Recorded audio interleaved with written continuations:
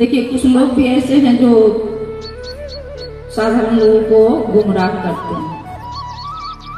लोगों ने क्या कहा है, अरे वहां जाइएगा ना तो वहां तो 200 रुपया लगता है और चलिए हम आपको फ्री में ले जाते हैं। हम बोले जो और कल वैशाली जिला के गुरुबान हमको फोन कर रही है कि दीदी आप लोग यहाँ आ रहे हैं ना, 28 तारीख है, बरखा दी आ रही है। तो बोले तो हम लोगों का तो दूसरा आयोजन है, हम लोगों का तो दूसरा कार्यक्रम दिया हुआ है जो मोनू भैया आ रहे हैं। बोले अरे हम लोगों को तो पता ही नहीं था, यहाँ तो वैशाली में भी कार्यक्रम हो रहा है। तो हम बोले क्या सुनिए, हम लोगों के यहाँ हम लोग भड़का रहे सुना रहे हैं सबको, तो वहाँ आप लोगों के यहाँ चंदा नहीं हुआ है, बिना पैसा का ही आयोजन हो रहा है, उसमें कोई खर्चा नहीं लगता है। हम आपको रिकॉर्डिंग सुनाते हुए हमको बोली दीदी अभी तो हम 500 रुपया दिए हैं और 500 1000 जिसको जो संभव हो वो दे रहा है बिना पैसा से। देखिए कोई भी काम करने के लिए उसमें तन्मयता से किया जाता है, तन मन और धन तीनों चीज लगता है, तब जाके कोई भी कार्यक्रम होता है, कोई भी आयोजन प्रयोजन होता है। तो हम अच्छा सोचिए कि अगर कोई चीज होता है, हम लोग को कोई परेशानियां आती है तो कहते हैं महादेव दया कर दीजिए, हमारा यह काम हो जाए, हम इस परेशानियां से दूर हो जाए। अभी 200 रुपए की बात हुई है तो लगता है कि कितनी बड़ी बात हो गई, कितना पैसा हमारा चल गया, इसमें लोग इतना मेक बिलिक लगा रहे हैं कि हम लोग जब क्षेत्र में जाते थे लोगों को कूपन काटने के लिए तो मतलब कुछ लोग तो इस तरह से बात सुनाते थे और कुछ लोग कहते थे जाइए हम लोग ना वहीं कटा लेंगे, और हम लोग कहते थे जाइए हम लोग वहीं कटा लेंगे, और आपस में क्या बात करते थे, चलिए ना वहाँ ना 1 बजे में जाएंगे, बस जिस मोनू भैया आते हैं गेट खुलवे करता है, हम लोग सब घुस जाएंगे, क्या जरूरत है कूपन कटाने का, झूठ मूठ हम लोग कूपन कटा के जाते हैं और वहाँ जाते हैं तो सब लोग फ्री में जाता है।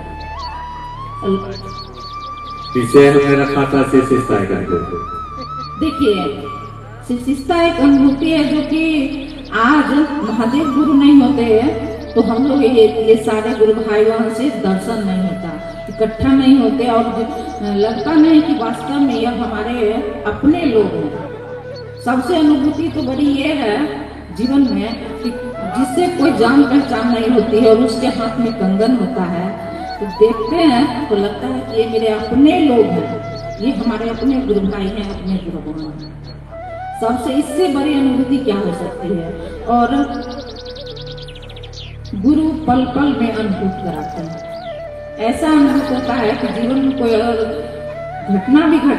होने वाली होती है उसका अनुभव महादेव पहले से अवगत कराते हैं। पहले से ऐसा एहसास होता है कि हम अपनी बात बता रहे हैं कि हमको एहसास होता था हमारे बउआ का एक्सीडेंट होने वाला था और हमको एक सप्ताह पहले से एहसास हो रहा था कि लगता है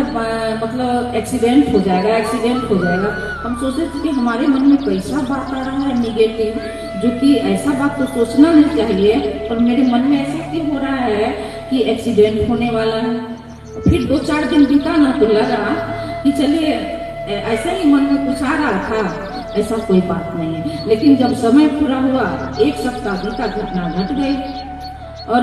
तो हम गरीब भैया से बात की, भैया ऐसा क्यों हुआ, मन में निगेटिव बातें आई तभी तो ये घटना घटी। बोले कि नहीं देखिए अगर आप महादेव का काम ईमानदारी से करिए, साहब भी कहते थे कि आप एक घर डायनो एक घर बकस के चलता है, आप अगर एक घर बचा के चलेगा ईमानदारी से, अगर महादेव का काम करेगा तो महादेव आपके काम को करते हैं। तो कहे देखिए महादेव आपको पहले से एहसास करा दिए कि आपके साथ यह घटना घटने वाली।